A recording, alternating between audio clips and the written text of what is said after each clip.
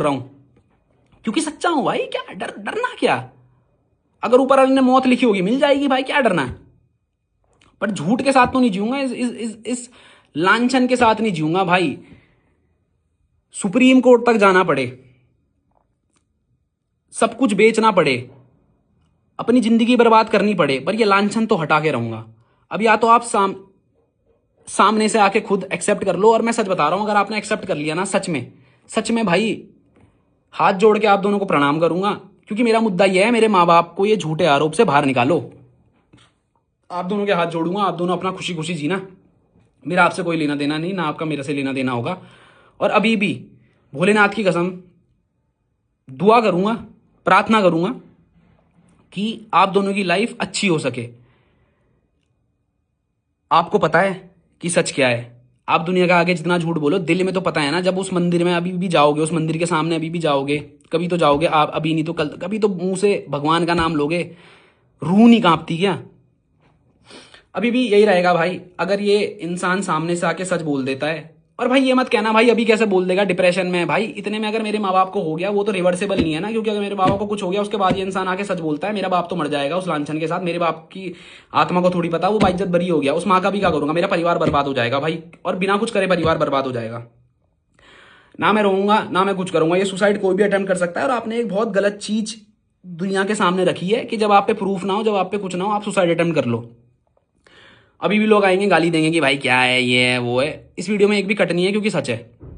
कुछ चीजें भूल भी रहा और मेरी तरफ से ये चीज यहीं खत्म। इसके बाद ना मैं कोई प्रूफ डालने वाला हूं, मैंने जितने डालने थे डाल दिए। ना मैं इसके बाद कोई और वीडियो बनाने वाला हूं। आप जब भी पहली बार इंस्टाग्राम पे आओगे या किसी भी सोशल मीडिया प्लेटफॉर्म में आओगे, मेरे आपसे हाथ जोड़ के निवेदन है, सच बोल देना।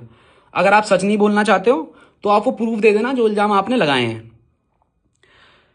अभी भी ये बोलूंगा, क्योंकि लोग ना अब शायद इसको ऐसे जोड़ देंगे कि भाई अगर उसके बच्चे को कुछ हो गया तो इसका जिम्मेदार कौन होगा। भाई उसका जिम्मेदार मैं बिल्कुल नहीं हो सकता, क्योंकि अगर मैं अपने माँ बाप की लड़ाई लड़ रहा हूं, और मैं इस डर में लड़ूं कि भाई सामने वालों का बच्चा होने वाला है, जो कि बहुत अच्छी बात है भाई, भगवान करे वो बच्चा स्वस्थ हो, अच्छा हो, और उसे सारी कामयाबी मिले दुनिया की।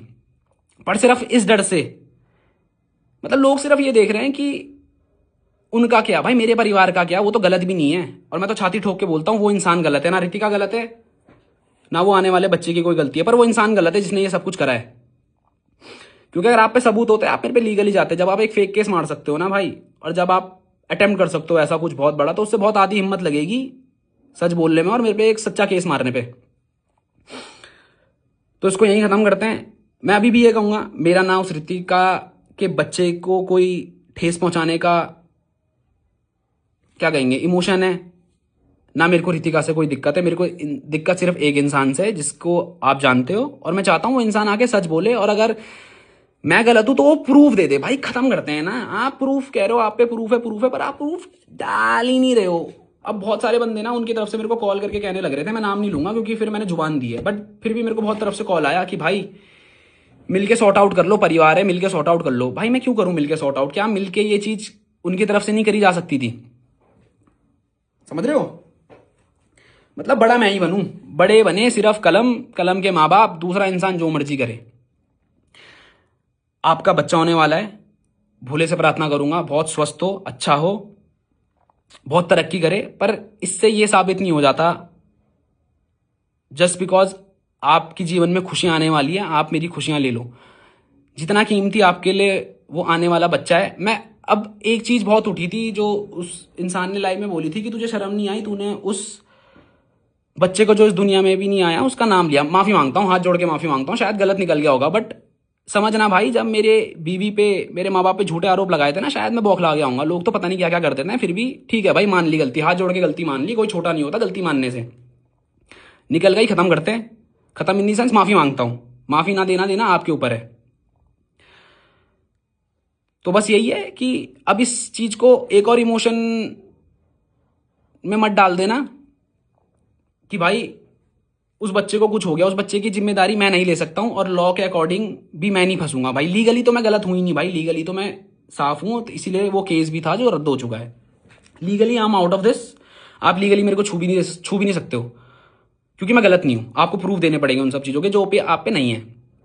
अब बात करते हैं सोशल मीडिया की। तो सोशल मीडिया पे ही ये तमाशा आपने शुरू करा था, मैं ना सामने आया ना मैंने कुछ करा, मैंने बस अपने प्रूफ दिया और मैं अपनी जिंदगी में व्यस्त हो गया था। आपने एक ऐसा कदम लिया जो दुनिया के सामने था, जो बिल्कुल जस्टिफाइड नहीं है।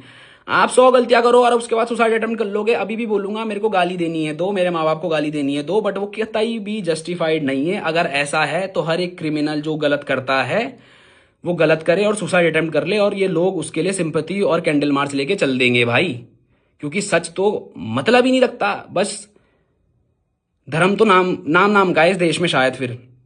बट ठीक है भाई, कुछ लोग ऐसे भी हैं जो सपोर्ट कर रहे हैं, और मैं उनसे ये वादा करता हूं जितने भी लोग मेरे को सपोर्ट कर रहे हैं आप शर्मिंदा नहीं होंगे। हक से छाती ठोक के बोलता हूं, सच्चा हूं, एंड तक सच्चा रहूंगा, और ना आज तक झूठ बोला है ना बोलूंगा। ठीक है, इस वीडियो को यहीं खत्म करते हैं। फिर से एक और बार लास्ट में ये कहूंगा, अगर आपके अंदर थोड़ी भी शर्म है सामने आके माफी मांग लो, और इस मुद्दे को यहीं खत्म करते हैं। इसके बाद मेरी तरफ से कुछ नहीं होगा, इसके बाद पुलिस अपनी इन्वेस्टिगेशन बैठाएगी मेरे ऊपर और उस केस के ऊपर। मैं आपको नहीं ला रहा हूं भाई, आपको नहीं ला रहा हूं।